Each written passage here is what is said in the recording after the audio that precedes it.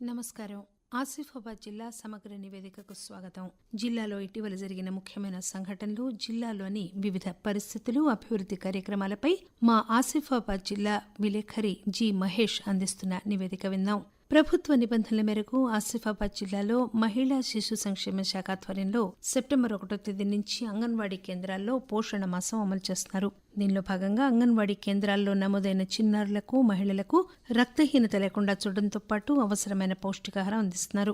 మొదటి వారంలో జైనూర్ ఘటనతో జిల్లాలో కొంత నిర్లిప్తత నెలకొన్నప్పటికీ పండుగలతో ప్రజలు బిజీగా మారారు. ప్రస్తుత నెలలో ఒకవైపు వినాయక నవరాత్రి ఉత్సవాలతో పాటు మిలాదున్నబీ వేడుకల్లో 2 వర్గాలు సమయం లేకుండా గడిపాయి.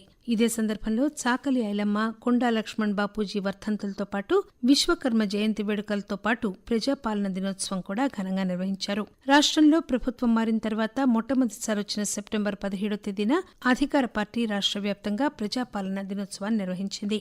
జిల్లాలో జరిగిన కార్యక్రమానికి శాసనమండలి డిప్యూటీ చైర్మన్ బండా ప్రకాష్ ముఖ్య అతిథిగా హాజరై జాతీయ జెండాను ఎగురవేశారు. కాగా బీజేపీ ఆధ్వర్యంలో విమోచన దినోత్సవంగాను, బీఆర్ఎస్ ఆధ్వర్యంలో సమైక్యతా దినోత్సవంగాను వేడుకలు నిర్వహించారు. సాధారణ బదిలీలో భాగంగా జిల్లాలో ఇప్పటికే అన్ని శాఖల అధికారులు ఇతర జిల్లాలకు బదిలీపై వెళ్లగా అధికారులేమితో శాఖాధిపతులు ఇబ్బందులు పడుతున్నారు.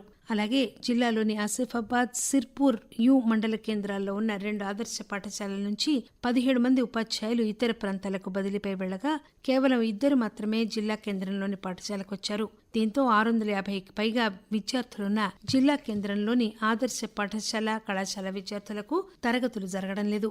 విద్యార్థుల నిరసనను జిల్లా కలెక్టర్ వెంకటేష్ ధోత్రే పాఠశాల కమిషనర్ దృష్టికి తీసుకువెళ్లడంతో వెంటనే రాష్ట్ర వ్యాప్తంగా ఆదర్శ పాఠశాలల్లో ఖాళీగా ఉన్న 1115 పోస్టుల కోసం హెచ్పీటీల నియామకానికి అనుమతిస్తూ ఉత్తర్వులు విడుదల చేశారు. దీంతో జిల్లా కేంద్రాల్లోని ఆదర్శ పాఠశాలలో ఖాళీగా ఉన్న 15 పోస్టులకు అధికారులు దరఖాస్తులు ఆహ్వానించారు.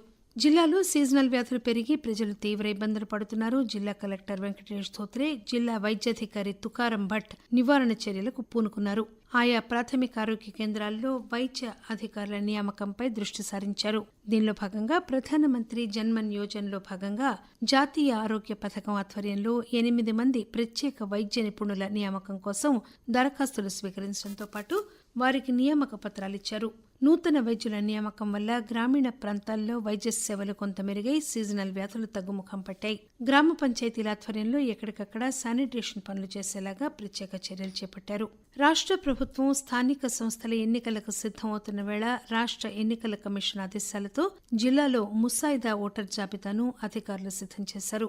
జిల్లాలోని 334 గ్రామ పంచాయతీలతో పాటు 2 మున్సిపాలిటీల్లో వార్డుల వారీగా ఓటర్ల లిస్టును అందుబాటులో ఉంచారు.